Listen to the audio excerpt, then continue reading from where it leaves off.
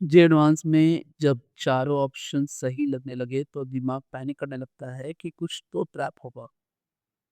इस 2020 के पीवाईक्यू में आईआईटी ने डायरेक्टली एनसीईआरटी की 4 लाइन्स उठाकर डाल दी। बच्चों ने सडन डाउट में आकर कोई एक ऑप्शन छोड़ दिया और अपना मैक्सिमम मार्क्स गवा दिया। आइए देखते हैं क्यों एल्यूमीनियम एक्सट्रैक्शन के ये चारों स्टेटमेंट परफेक्ट ट्रू हैं। मैं क्वेश्चन को एक बार रीड कर देता हूँ। क्वेश्चन कह रहा है which among the following statements is are true for the extraction of aluminium from bauxite? हम हर एक ऑप्शन पे एक करके देखेंगे। ऑप्शन ए, ऑप्शन ए यहाँ कह रहा है कि hydrated Al2O3 precipitates when CO2 is bubbled through a solution of sodium aluminate. अब देखिए होता क्या है, हमसे कह रहा है हाइड्रेटेड Al2O3 प्रिसिपिटेट। बात क्या है, जो हमारा एल्यूमिनियम का ओर होता है वो ओर है एल्यूमिना। ठीक है, ये जो एल्यूमिना है इसको करते हैं लीचिंग, है ना, लीचिंग करते हैं।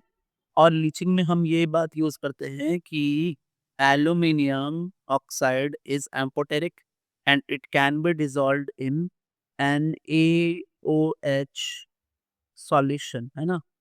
NaOH के एक और सॉल्यूशन में डिजॉल्व किया जा सकता है, ठीक है, क्योंकि ये एम्फोटेरिक होता है। और इसी वजह से जब हम एल्यूमिना को NaOH में डिजॉल्व करते हैं तो हमें प्रोडक्ट जो मिलता है वो प्रोडक्ट होता है NaAlOH4, ये मिलता है। अब क्योंकि ये एक्सेस ऑफ NaOH में बना है तो अब यहाँ से हमें स्टेटमेंट एक बार में पता चलेगा कि जब हम CO2 गैस को बबल करते हैं यहाँ पर इसमें, है ना, तो फिर NaOH न्यूट्रलाइज हो जाता है और हमें हाइड्रेट Al2O3 मिलता है कंसंट्रेटेड फॉर्म में, है ना। सो bubbling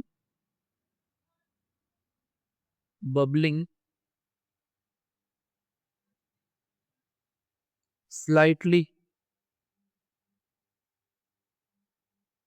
acidic CO2 gas through this strongly basic medium, है ना, ठीक है।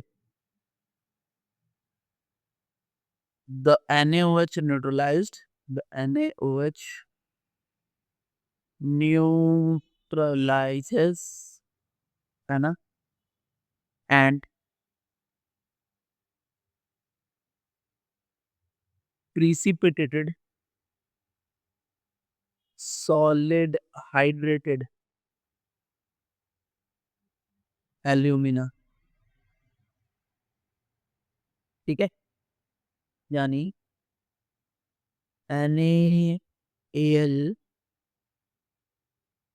AlOH4 जो है, ठीक है, इसको CO2 गैस बबल करें तो हमें Al2O3.XH2O मिलता है और प्लस NaHCO3 मिलता है। तो ये हमारा प्रिसिपिटेट हो गया जो कि इसको करेक्ट बताता है, करेक्ट, ठीक है। तो पहला करेक्ट हो गया। अब ये बात मैंने पहले भी करी है, ऑप्शन बी को देखे तो ये कह रहा है क्या कि addition of Na3AlF6 lowers melting point, melting point of alumina, है ना, ठीक है जी। तो होता क्या है ना कि हम एल्यूमिना का जो मेल्टिंग पॉइंट है वो अप्रॉक्सीमेट वो है 2000 degree centigrade, even greater of this, greater, समझे? तो ग्रेटर, और ये पुअर इलेक्ट्रिकल कंडक्टर होता है ना? And also poor electrical conductor. अब समझिएगा मेरी बात जो मैं बोल रहा हूँ आपसे। तो हम क्या करते हैं कि कैसे इसको हम इसका कंडक्शन बढ़ाएँ, इसके मेल्टिंग पॉइंट को बढ़ाएँ, तो हम क्रायोलाइट को ऐड करते हैं, cryolite, cryolite added in the in the Al2O3 dot XH2 along with a small amount of fluorspar, CaF2 floors पर, इसी को वो फ्लोर्स पर बोलते हैं, will decrease the melting point and increase the conductivity। और ये सही बात है, हम ऐड करते हैं, है ना? इससे ये भी करेक्ट है। तो ऑप्शन ए भी करेक्ट हो गया, ऑप्शन बी भी करेक्ट हो गया, अब बात करते हैं ऑप्शन सी की। तो जब हम इलेक्ट्रोलिसिस कर रहे होते हैं, इलेक्ट्रो तो ऑप्शन सी कह रहा है CO2 gas is evolved at anode, है ना, ड्यूरिंग इलेक्ट्रोलिसिस। तो अब होता क्या है कि एनोड जो होता है वो ग्रेफाइट का बना होता है। Anodes are made up of carbon graphite, और इसी वजह से यहाँ पर रिएक्शन होती है, और वो रिएक्शन कुछ ऐसी होती है, कार्बन सॉलिड जो ग्रेफाइट है वो ऑक्सीजन के साथ रिएक्शन करके CO2 बनाता है, +4 इलेक्ट्रॉन लूज करता है। ये हुआ हमारा ऑक्सीडेशन, जो कि होगा कहाँ पे? एनोड पर। ये होता है 900 डिग्री सेंटीग्रेड पर, समझ गए? और जो 2000 मैंने आपको प्रीवियस ऑप्शन में बताया, 2000 डिग्री सेंटीग्रेड वाले रिएक्शन में कहाँ पहुंचाते हैं हम? 900 डिग्री सेंटीग्रेड पे पहुंचाते हैं, बाकी चीजों को मिला करके। तो ये बात भी सही है, करेक्ट है, ठीक है ना? समझ गए? नेक्स्ट बात हमसे कह रहे हैं कि the cathode is a steel vessel with lining of carbon. B, cathode is a steel vessel with a lining of carbon. तो अब मेरी बात को समझे अच्छे से, क्या बात है? हाँ जी, एनोड भी ग्रेफाइट का होता है और कैथोड भी ग्रेफाइट का ही होता है, ठीक है? और यहाँ क्या होता है कि रिएक्शन जो टेक प्लेस होती है वो होती है एक मासिव मासिव स्टील के वेसल में, है ना,